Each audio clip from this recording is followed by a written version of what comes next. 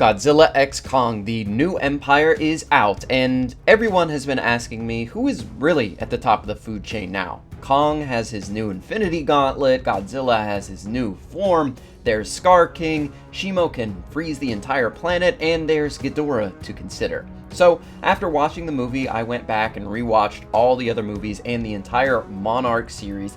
However, there was still so much more to learn, but without the time to do so, and not wanting to plagiarize Screen Rant and copy and paste Wikipedia like Danco does for his videos, I'm afraid some of you may have relaxed too much and didn't actually write your own papers. In fact, I believe a certain few of you took almost everything right off the internet. Damn. You have something to say, Danny? I decided to reach out to my friend and Monarch monster zoologist, TheChadChamp, who will be helping us out. We will be closely examining all of the major monsters depicted in the Monsterverse series to determine which is the deadliest. Like our smash hit Predator video, we will be knocking out monsters from contention as we go to determine the apex predator on Earth, hollow or otherwise. We will be starting chronologically throughout the universe from the beginning to the most recent entry so we can track how much more powerful these kaiju become throughout the millennia. So with that being said, we hope you enjoy.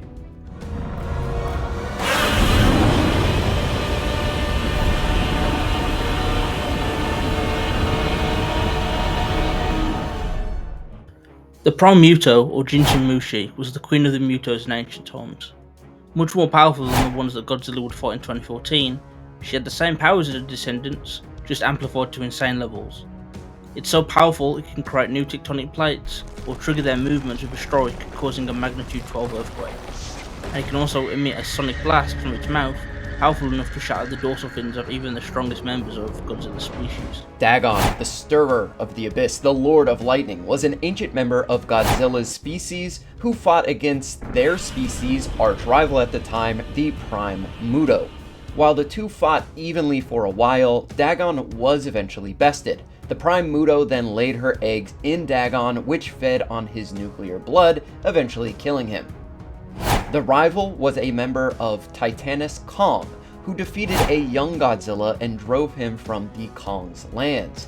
The great ape seemingly died of old age, however, he could have been killed by Tiamat. Godzilla planned to fight off the ape and reclaim the rival's territory, but never got the chance. So for now, I think we can keep the rival on the list for consideration. Kong's mother and father were inhabitants of Skull Island, and while there, spent their time fending off adult-sized skull crawlers, but were eventually overwhelmed and killed by a group of them just after Kong's birth. His mother was weakened after giving birth to Kong, and after taking the time to nourish him, additionally, they were then jumped by multiple large skull crawlers. We don't know how old his parents were when they died, and they likely would have been even more powerful given Kong's final size and the size of the other Titan apes we see later in the series.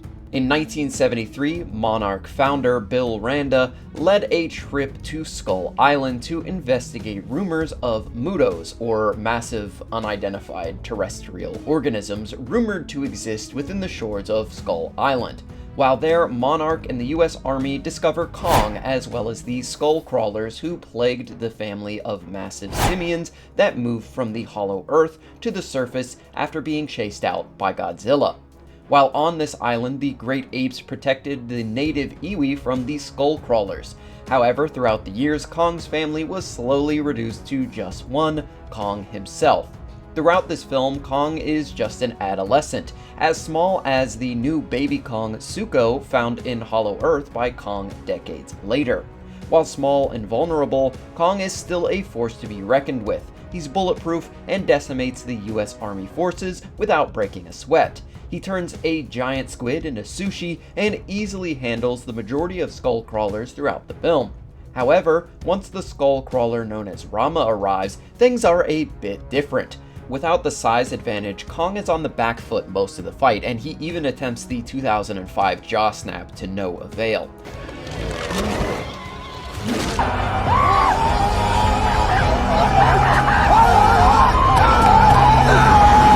But what Kong lacks in massive biting jaws and slashing claws, he makes up for in intelligence. He's able to use his environment to its fullest and outsmart and kill Rama. While Kong did get outside help, he's at a major physical disadvantage in nearly every battle he's in, but despite all that, he still ends up on top, and since he becomes much bigger and more powerful later on, Rama wouldn't stand a chance against any other major monster, let alone a full-grown Kong. And seeing as Kong's parents were killed by Skullcrawlers, they are, of course, now out of the running.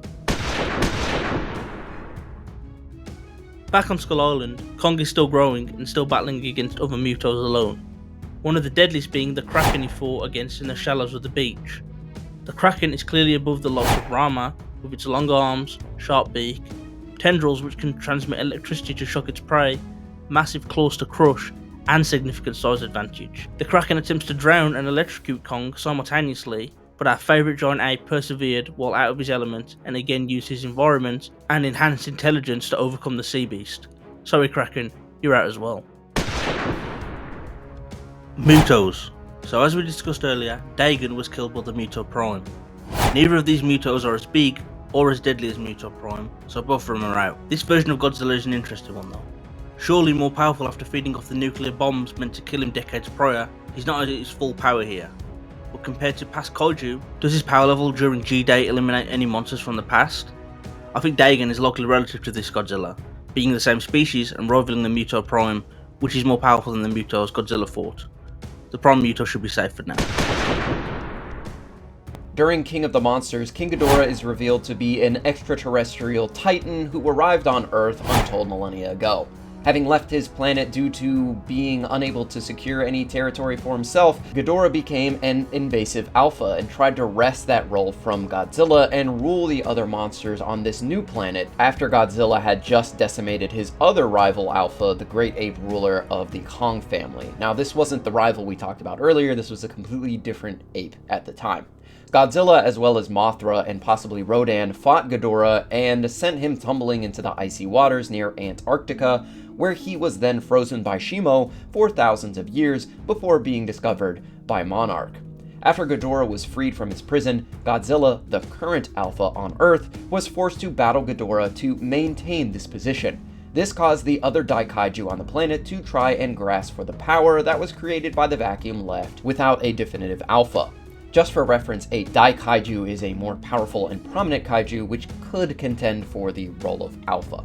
Rodan attempted to battle Ghidorah unsuccessfully, and so while Rodan is very cool and in my opinion deserved his own movie as an antagonist to Godzilla, he's kind of a loser in this universe and has no claim to the deadliest, which can also be said of all the other Daikaiju that submit to Ghidorah or Godzilla's rule, or who are relative to any monster who does, including Mothra, Methuselah, Behemoth, Scylla, Amulek, and Queen MUTO. While Godzilla was on the brink of ending Ghidorah once and for all, both were hit with an oxygen bomb which nearly killed Godzilla. But because Ghidorah was an alien, he was able to survive without any negative effects and began ruling the planet as the sole alpha. However, due to the efforts of Serizawa and the nuclear bomb, Godzilla was able to return, and thanks to the nuke, his power level was ever increasing just in time to stop Ghidorah. After a pitched battle against a supercharged Godzilla, Ghidorah is able to hang in there long enough to discover a means of increasing his own power. He does this by absorbing electricity from a nearby power station and releasing it in one giant hail of energy that heavily injures Godzilla. Taking advantage of Godzilla's weakened state, Ghidorah proceeds to pick him up and then drop him from the sky, which incapacitates Godzilla. Mothra tries to save her fellow Titan by doing battle with the false king, and while she fails in that regard, she's ultimately the reason why Godzilla is able to enter his most lethal state in the form of burning Godzilla. With this new development in power, Godzilla gives off a lethal and passive aura of nuclear energy which can melt entire buildings, and he can even go further when he generates his omnidirectional nuclear pulse that atomizes Ghidorah almost completely. So by the end of King of the Monsters, we've eliminated most of the Titans in contention. While Ghidorah was destroyed by Godzilla in his burning form, this was done again in a form that Godzilla cannot achieve without Mothra's help, which is blatantly stated by the movie's director. So we think to fully eliminate him based on that would be very unfair. So Godzilla and King Ghidorah are both safe for now. Flash forward to 2021 and we finally have Godzilla and Kong face off in a 3-round battle that sees them fight on land and in the ocean. The reason why Godzilla attacks Kong initially is due to him also being an Alpha Titan, which was implied during the novelization for King of the Monsters, where it said that while Kong did hear a Ghidorah's alpha call, he instead ignored it and went about his own business.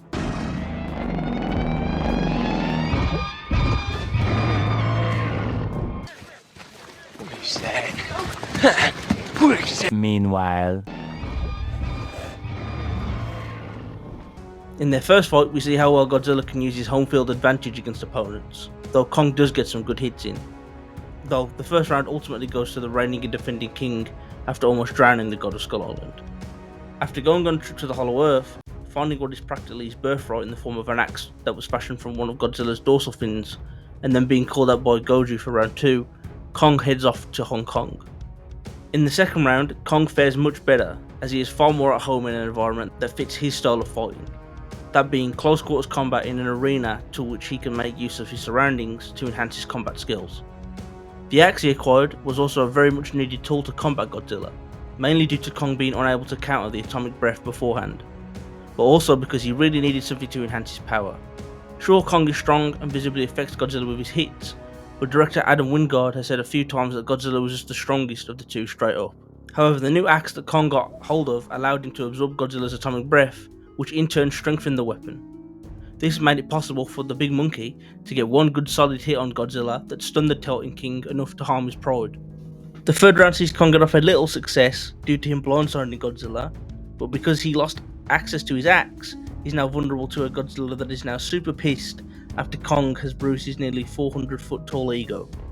Godzilla proceeds to pin the rival Alpha down, let off a roar of victory, and proceeds to nearly practically kill Kong. Now it's time to talk about Mechagodzilla, who pulls up and gets some hits in on Godzilla, then gets double teamed by cinema's most iconic monsters. Now, while beating up Godzilla and Kong would usually be a pretty strong showing, we're later told in the art book that both of these combatants were only at 50%, that being Godzilla and Kong. So at most, we have Mechagodzilla being above the Titans that have already been removed, as well as base Kong due to Monarch feeling that he needed to have a big upgrade within this movie, so he had the axe and all that. So a full-powered Godzilla and Kong with his axe should dominate Mechagodzilla when they're at 100%. So sorry to all the robot fans, but Mechagodzilla is out. Resurrected Mothra is, at least in the words of the novel,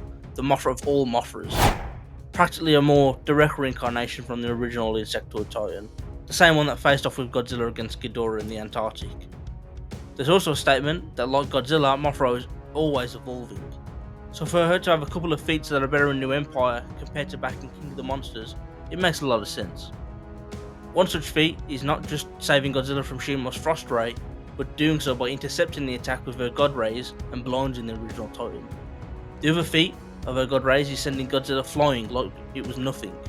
Now, while Godzilla didn't see the attack coming, to move that much weight effortlessly is a great feat.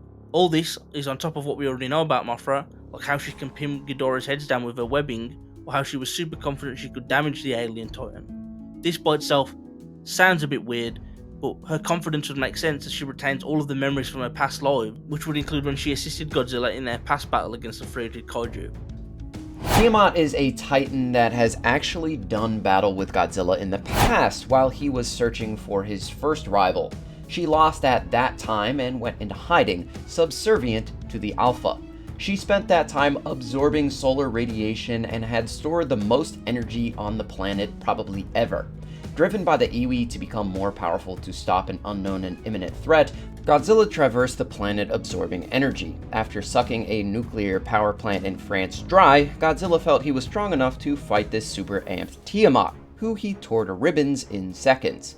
He then spent time in her Arctic lair absorbing all the energy she had amassed and became fabulous. Pink Godzilla is just a Barbie girl living in a Barbie world who happens to be 20 times more powerful than his base form. Throughout the novelization, it's stated that Godzilla had reached a new power level as Monarch had never seen energy readings like this before, and his atomic breath is stated to be more powerful than ever. In this glamorous new form, he went hunting for the threat that he was warned of until he found Kong in Egypt. Thinking this was his enemy, Godzilla attacked Kong, who was just recently outfitted with a prototype super rocket infinity gauntlet designed to give him the power needed to survive in Hollow Earth on his lonesome. Gauntlet Kong has shown massive improvements in overall fighting ability, seemingly improving significantly while spending time on the much more dangerous Hollow Earth compared to the relatively tame Skull Island by comparison. After all, most of the threats in the Hollow Earth would obliterate any of the skull crawlers without breaking a sweat, while here he accidentally opened the prison that he's kind of exiled to by Godzilla years prior. Kong showed his ability to hang with others of his species by beating down any that he came across, while even using smaller apes as melee weapons. While he did lose to the Skar King initially, the False King did invoke the power of Shimo to really beat Kong, and after recovering and getting his gauntlet, he rematches with the more powerful version of Godzilla and did really well, even having Godzilla dead to rights at a point, and as Superman would say, I wanted it, you be dead already. But Kong really needed Godzilla's help to fight the threat of Skar King and Shimo. Godzilla did wake up after being briefly knocked unconscious by Kong and got the upper hand in their second little scrap. The Skar King is the lanky Kong of the universe, not only in design, but how he's a standout member of his race, but ultimately loses the limelight to bigger and smaller apes, like, Lanky is shunned by Donkey Kong and Diddy Kong at the end of the day. Why was everyone else, just great and Lanky Kong sucks ass? All that said, while he does put up a good fight against Kong, he resorts to calling out Shimo to finesse a W from under Kong's feet, and this is because Kong was indeed going to win their 1-versus-1 battle. As in the novelization, it stated that not only did Kong figure out Skar's fighting style and was confident that he'd kill the rival ape, but Skar King himself knew that that would be the case as well. So, sorry Lanky, but you're being pushed aside yet again. Shimo doesn't take the spotlight like the Skar King does, but she's still one of the most powerful titans to ever exist. Her frost breath can coat the entire planet, plunging it into an ice age. She was actually the one that froze Ghidorah in the Antarctic. She was able to incapacitate Kong, giving him severe frostbite in the process, and of course, she can go toe-to-toe with Godzilla. So we're left with several options for Deadliest Monster: Godzilla, King Kong, Prime Muto, Ghidorah, Resurrected Mothra, Shimo, and Godzilla's first rival. While the rival could be him, we just don't know enough to justify him being called the top of the food chain. While he did defeat Godzilla, that was a much younger, weaker, and less experienced Godzilla, so sorry big man, gotta cut you. Next is Prime Muto, who not only killed Dagon, but almost killed Godzilla. She even shattered his dorsal plates. Unfortunately for her, she's a one-trick pony. The author of the comic book Godzilla Aftershock explains that Prime Muto is a hard counter to Godzilla's super species. Not to mention Tiamat was able to kill a Prime Muto, and we saw what Godzilla did to her. Mothra has always been subservient to Godzilla. Whether that is due to need or want is unclear. However, I don't think she has the feats to justify claiming she could beat Godzilla at his strongest, even if she is the quote-unquote Mothra of all Mothras. It might be much closer than you think, but I don't see her claiming the throne as Deadliest Monster. Ghidorah is one of the most powerful beings in the known universe. However, even in his amplified state, he was defeated by Burning Godzilla, a form we think is slightly below his new and improved pink form. So while Ghidorah is definitely like top 5, the title of Deadliest just isn't for him. So now we're left with King Kong wielding his gauntlet and axe, Godzilla after absorbing Tiamat's energy, and Shimo. King Kong is an interesting option because with his gauntlet plus his axe, he has the tools to battle these two other titans. Without them, he'd be finished pretty easily. His gauntlet gives him raw power and excellent defenses, even strong enough to save himself from an extended blast of Shimo's ice beam, while his axe is also another great offensive option and defensive one against Godzilla, as he can absorb Godzilla's atomic breath.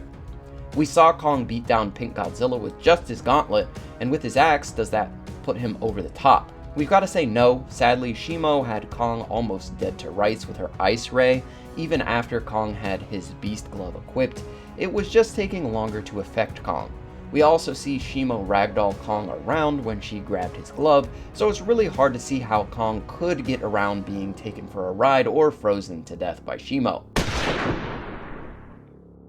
Next, we have to look at Evolved Godzilla. After stockpiling radiation from various sources, he eventually develops a new peak of power by increasing his capacity 20 times, as well as adapting his thermoregulation and increasing his skin density. And then there's his new pink aesthetic, which comes from having eaten and assimilated Tiamat's DNA into his own. So now his ability to store energy is higher, he's capable of functioning at a much higher power level without resulting in him melting everything around him, which are all bonuses. Now, while Kong did have him dead to rights in their initial brawl in New Empire, a factor that definitely played into it was Godzilla not knowing what the gauntlet was, and that Kong was stronger due to it. Then we also have the fact that Godzilla can now enter a supercharged mode as well, which did allow him to do just that much better against Shimo than Kong did, with the King of Monsters being able to grapple with the ice-based Titan towards the end of the battle. And with that, we finally reach Shimo. Based on the novelization, Shimo might very well be the original Titan, with Wingard saying that she may be older than Godzilla himself. She's capable of creating a world-ending storm via a form of radiation that acts like absolute zero, completely halting atoms in their tracks when used. She seemingly dominated ancient Godzilla, almost killed Kong in their first encounter, and would have likely frozen Godzilla had Mothra not intervened. She even froze Ghidorah back in the day. However, the biggest thing going for her is most likely how Adam Wingard stated she's probably the strongest Titan, at least in New Empire. Now, considering she scales to Godzilla's evolved form, that would put her soundly above base Ghidorah by this point. So who wins between the King of the Monsters and the original Titan? I think we have our money on Shimo edging it out just barely at this point. This comes from the fact that while Godzilla in his supercharged state was doing better physically, it's still a toss-up as to who could win. And we also have to consider Shimo tanking his atomic breath in this more powerful state. Meanwhile, Godzilla hasn't shown the ability to break free of Shimo's ice after being hit point blank by her ice ray. Now, none of this is saying that Shimo is always going to be stronger, as the evolved form we see in GXK was stated by lead designer Jared Krichevsky to be a more of a mid-transformation state. So this, paired with the fact that he almost always returns stronger, makes us think that Godzilla will for sure eclipse Shimo by the end of the next film. But what do you guys think? Let us know down in the comments. Remember to also like and subscribe, and be sure to check out Chad's channel and tell him Key Issues sent you. Thanks again for watching, everybody, and remember the motto, it's the Monsterverse over everything, and I'll see you guys next time.